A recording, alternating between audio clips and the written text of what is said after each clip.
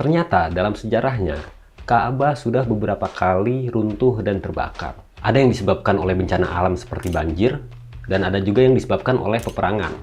Nah, hal inilah yang menjadi alasan kenapa kita ketika daftar haji, itu antrinya bisa sampai puluhan tahun. Halo, ibadah haji adalah salah satu rukun Islam. Umat muslim siapapun itu, pasti pengen banget bisa menunaikan haji, minimal 1 kali dalam seumur hidup. Nah, ngomong-ngomong soal ibadah haji nih ya, kalian pernah nggak sih kepikiran? Kenapa kalau kita daftar haji itu antrinya bisa sampai berpuluh-puluh tahun? Gimana kalau umur kita nggak sampai selama itu? Sebelum kita lanjut ke pembahasan, jangan lupa kalian subscribe dulu channel ini dan jangan lupa aktifkan loncengnya biar kalian nggak ketinggalan video-video menarik kita yang lainnya. Dan untuk kalian yang mau ngasih apresiasi buat kita, sudah tersedia bisa diakses link traktir di deskripsi ya. Terima kasih untuk dukungannya. Tanpa berlama-lama langsung aja kita bahas alasan kenapa haji antrinya bisa bertahun-tahun di segmen Cari Tahu. Kadarieu, tahu bulat, digoreng dadakan. Dalam ajaran Islam, ada 5 rukun Islam atau 5 dasar yang harus dilakukan oleh seorang muslim. Di mana yang pertama itu adalah mengucapkan 2 kalimat syahadat. Yang kedua, mendirikan sholat yang dilaksanakan 5 kali dalam sehari. Yang ketiga, melaksanakan ibadah zakat pada bulan suci Ramadan. Yang keempat, melaksanakan ibadah puasa yang juga dilaksanakan pada bulan suci Ramadan. Dan yang kelima inilah, melaksanakan ibadah haji. Ibadah haji merupakan perjalanan spiritual yang dilakukan oleh umat muslim ke kota Mekah, Arab Saudi, untuk melakukan beberapa ibadah seperti wukuf di Arafah, tawaf di Ka'bah, sa'i dari Bukit Safa ke Bukit Marwah. Kemudian ada juga ibadah melempar jumrah sebagai simbol memerangi iblis yang suka menggoda manusia. Kemudian ada juga tahalul atau mencukur rambut dan berbagai ibadah lainnya. Nah, ibadah haji ini diwajibkan untuk setiap muslim yang mampu secara fisik dan finansial. Nah, ngomong-ngomong soal ibadah haji nih, salah satu bangunan paling ikonik di sana adalah Ka'bah. Gimana sih cerita berdirinya Ka'bah, Bang? Sejarah Ka'bah dimulai pada masa Nabi Ibrahim, atau yang dalam agama Yahudi dan Kristen lebih dikenal dengan sebutan nama Abraham. Ada perbedaan pendapat mengenai masa Nabi Ibrahim hidup. Beberapa sumber menyebutkan bahwa Nabi Ibrahim ini hidup pada tahun 2295 sebelum Masehi. Ka'bah merupakan bangunan suci yang terletak di kota Mekah, Arab Saudi.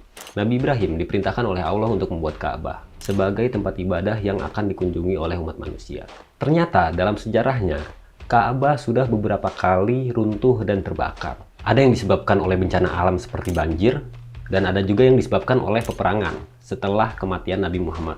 Merujuk pada buku yang ditulis oleh Dr. Said Ramadan, para ulama ini sudah sepakat bahwa Ka'bah sudah mengalami pembangunan atau renovasi sebanyak 4 kali. Yang pertama jelas, yaitu ketika masa Nabi Ibrahim alaihissalam.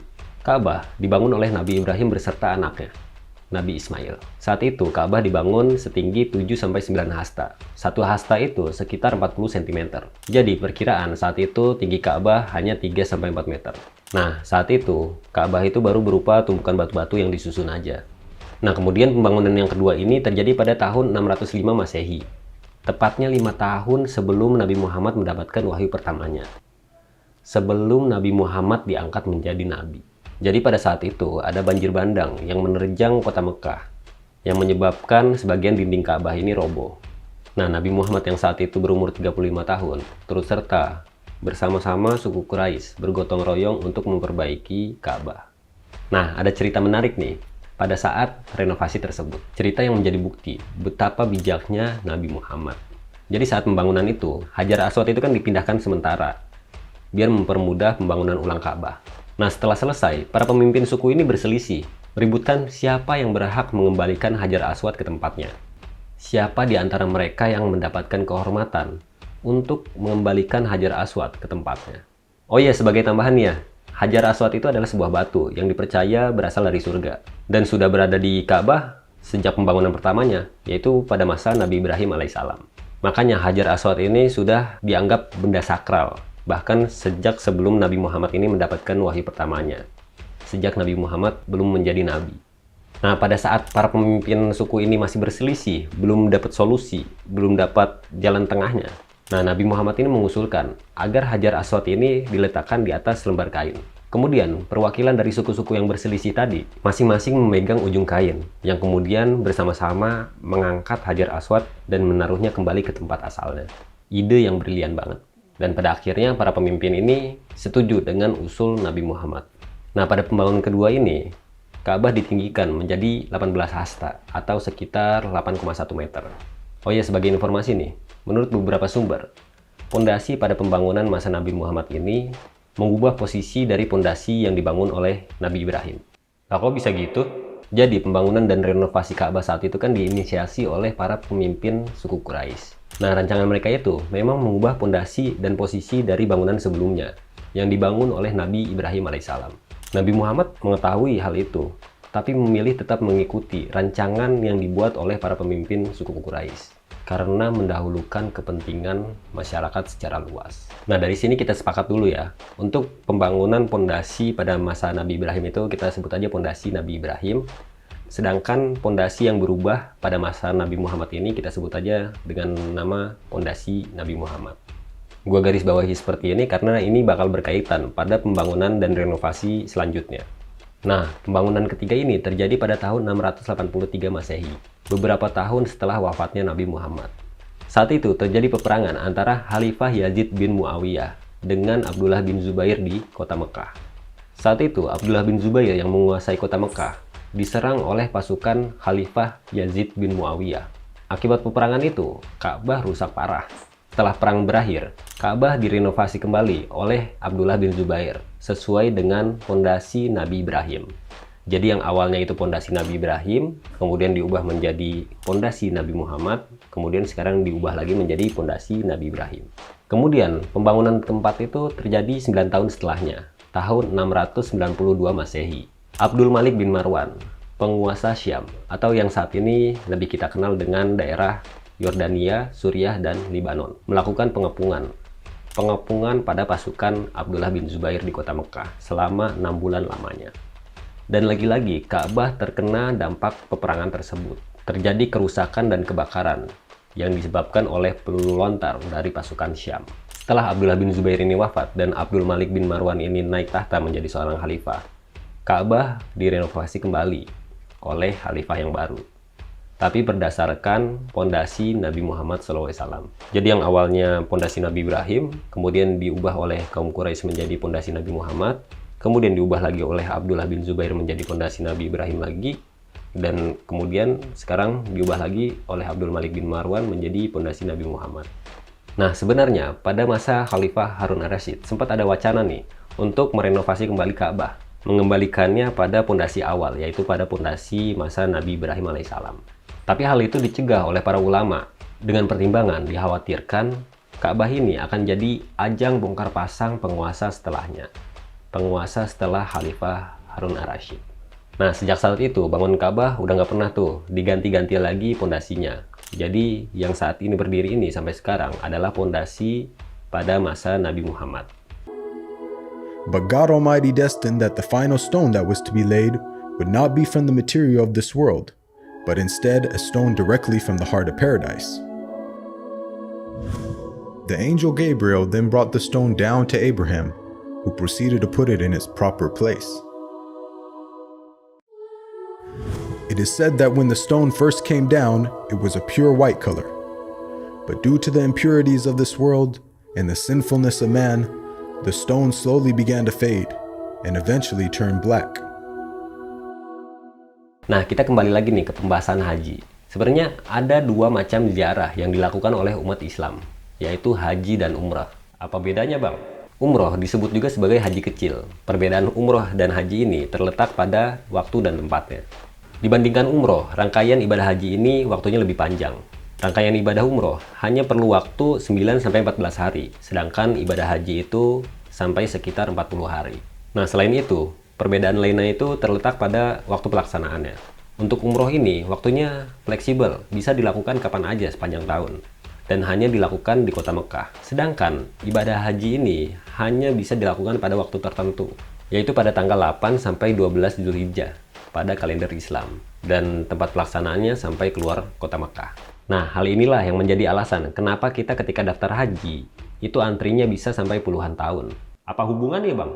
Jadi gini, waktu khusus untuk pelaksanaan ibadah haji ini akan membuat jutaan umat muslim di dunia hadir dan berada di satu lokasi dalam waktu yang bersamaan. Untuk menjaga keamanan para jemaah dan biar ibadah haji ini berjalan kondusif, pemerintah Arab Saudi ini memberlakukan pembatasan kuota haji pada tiap negara. Indonesia merupakan salah satu negara dengan pemeluk agama Islam terbesar di dunia. Nah, kamu bisa bayangin ya, jumlah penduduk di Indonesia itu lebih dari 270 juta jiwa. Dan 80%-nya itu pemeluk agama Islam. Tiap tahunnya itu, pendaftar haji reguler itu terus bertambah. Sedangkan kuota ini terbatas. Nah, akibat hal inilah, tiap tahun antrian haji itu makin numpuk dan makin panjang. Makanya bisa sampai puluhan tahun. Tapi berdasarkan cerita dari pengalaman nenek gue yang berangkat haji pada tahun 1995. Katanya saat itu belum ada pembatasan kuota haji. Jadi nenek dan kakek gue itu daftar pada tahun 1994, setahun kemudian udah bisa berangkat haji.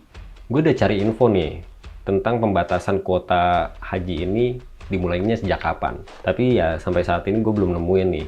Belum nemu sumber pasti kapan awal pertama kali pembatasan kuota haji ini mulai berlaku. Jadi kalau salah satu dari kalian ada yang tahu atau salah satu dari kalian ini ada yang kerja di Kementerian Agama, bisa tambahin di komen, kita sama-sama belajar bareng ya. Selain itu, yang bikin antrian ini makin panjang itu adalah ketika masa pandemi kemarin, tahun 2020-2021. Nah, pemerintah Arab Saudi itu mengurangi kuota jemaah haji. Jadi hanya 46% dari kuota normal. Ya wajar sih sebagai upaya mereka untuk mencegah penyebar luasan virus COVID kan. Nah, tertundanya keberangkatan haji pada tahun 2020 dan 2021 itu mengakibatkan antrian semakin panjang. Berdampak pada masa tunggu jemaah haji yang semakin lama. Masa tunggu yang semula cuma 20 tahun, itu bisa molor jadi 2 kali lipatnya, sampai 40 tahun. Begitu juga yang antriannya 30 tahun, bisa menjadi 60 tahun. Begitu seterusnya. Untuk tahun kemarin, tahun 2022, kuota haji yang diberlakukan itu cuma 100.000 lebih dikit. Yang terdiri atas 92.825 kuota haji reguler dan 7.226 kuota haji furoda. Nah, untuk data terbaru yang gue dapat dari webnya Kementerian Agama, Kabupaten Sidrap di Sulawesi Selatan itu menjadi kota dengan waktu tunggu terlama, yaitu 46 tahun. Jadi kalau kalian daftar tahun ini, sambil nunggu giliran berangkat, kalian bisa nunggunya sambil ngopi di halaman rumah, menyiram tanaman, berkebun, menabung, menikah, punya anak, punya cucu, menikmati masa pensiun. Kita akan melewati waktu dengan bermain permainan papan, bermain tic-tac-toe, minum coklat panas, bermain tic-tac-toe, kemudian menyelesaikan puzzle, menonton TV, minum coklat panas, menyelesaikan puzzle, bermain permainan papan, minum teh panas. Nah, ada salah satu alasan lagi nih yang bikin antrian ini makin panjang dan makin bertambah tiap tahunnya. Karena orang kaya. Iya, orang kaya. Jadi nggak sedikit nih orang-orang yang sudah melaksanakan haji, tapi memiliki kemampuan ekonomi yang mapan.